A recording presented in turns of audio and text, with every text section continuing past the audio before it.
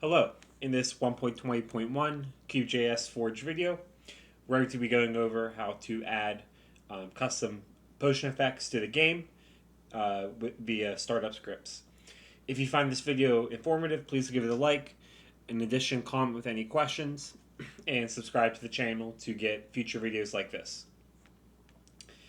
As well, thank you to BisectHosting for supporting my series about QJS, and I will be getting to more information about their services later in the video. But for now, let's get started. So first, note this script here has to be put in the startup scripts folder. If it's not in that folder, if it's in the client scripts or server scripts, it's not going to work. So make sure your JavaScript file is inside the startup scripts folder. First, we need to implement the main event listener for KubeJS to register new game elements. This is StartupEvents.registry.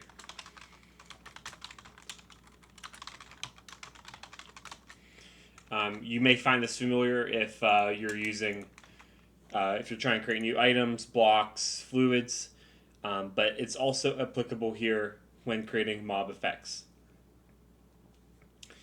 So again, note since it's startup scripts, this has to be in the startup scripts folder.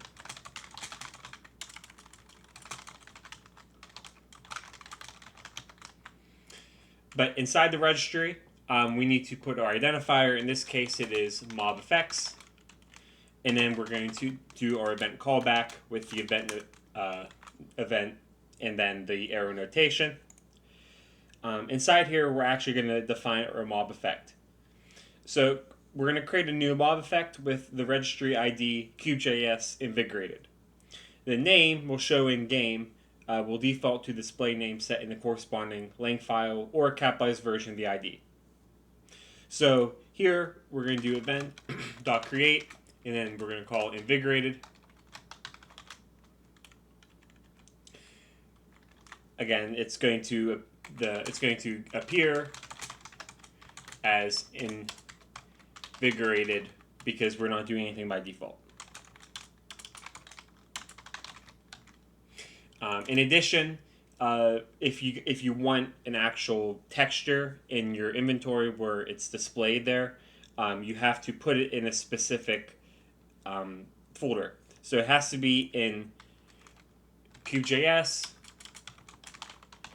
/assets /QubeJS /textures, and then finally /mob effect. So it has to be placed in that folder, otherwise it's not going to work.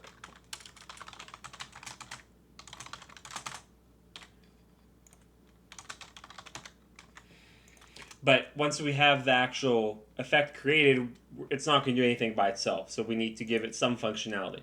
The first thing we're going to do is set the particle and icon color of the effect in a hexadecimal format. So we're going to do .color, we're going to chain that method in there, and inside it, it's not passed as a string, it's just passed in as a hex. So 0x, and then DAA 520 is kind of a golden color. And then next function we're going to chain onto it is .beneficial. And then we need no arguments for that. All this is going to do is mark the effect as beneficial.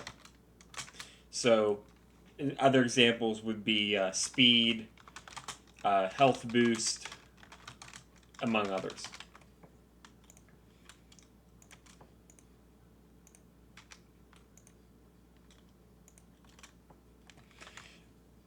The next thing we're going to do here is we're going to actually add attributes. So you can find a list of attributes on the Wiki, and I'll put that down here. Minecraft.fandom.com//wiki/attribute. It gives every attribute list in the game, and it also gives you some references. So, for example, in this video, we're going to make this give you speed. So you can compare the speed of the player versus that of a horse versus that of anything else in the game, and it will actually say that. along with their actual values. So the wiki here is a good resource. I highly recommend you check that out. I'll also put this link in the description as well. But in terms of actually adding the attribute, we need to use the .modify attribute function here. And this takes 4 arguments. The first one is the permanent attribute modifier. So here we want to change the speed. So we're going to do that using Minecraft :generic.movement speed. Again, this exact code is or identifier is on the wiki there, so you can just copy and paste that from the wiki. The second argument is a unique ID. This is required so the game can track and remove the modifier when the effect wears off and to prevent conflicts with other mods. So I'm just going to copy and paste a random unique ID here. Our third argument is the value of the modifier. I'll get to what this actually does in a second. I'm just going to do 0.2 here. And then the fourth argument is how the calculation is going to happen. So here I'm going to use multiply base. And this is what you will usually see. So again, movement speed, the first argument is the effect or attribute rather ID. The second argument is a unique ID. And then the third and fourth arguments work together. So multiply base is how the calculation happens. And then the third argument, whatever the floating point decimal, that is how they work together. So in this case, in terms of movement speed, the player will be 20% faster with effect level 1. If it's effect level 2, the player's going to be 40% faster, and so on and so forth. So again, third and fourth arguments work together there. Before we go, I would like to give a shout out to my server hosting partner, BisectHosting. They offer great Minecraft server hosting along with over 80 other top online games. In regards to Minecraft, you can pre-install over 2,000 Minecraft mod packs automatically.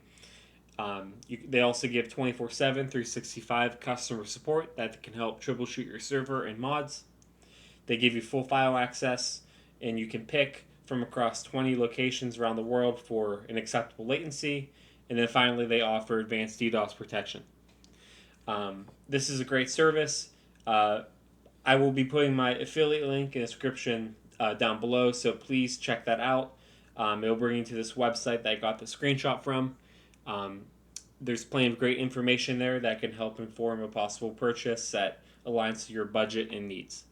Again, thank you to BisectHosting for supporting my channel, and I'm happy to support their services in return. But in regards to our MobFX program here, when you're testing this out in game, just make sure that you need to do a complete relaunch of the game since it's a startup script. You can't reload this in game. Just FYI on that. Otherwise, if you have any questions regarding this topic, let me know. I would be happy to make a follow-up video on this topic because you can go into more detail on this, but I figure this would be a good start for anyone looking to get started. So again, like this video if it was informative, comment with any questions, subscribe to the channel, and thank you to BisectHosting for supporting the series. Otherwise, thank you for watching, and have a great day.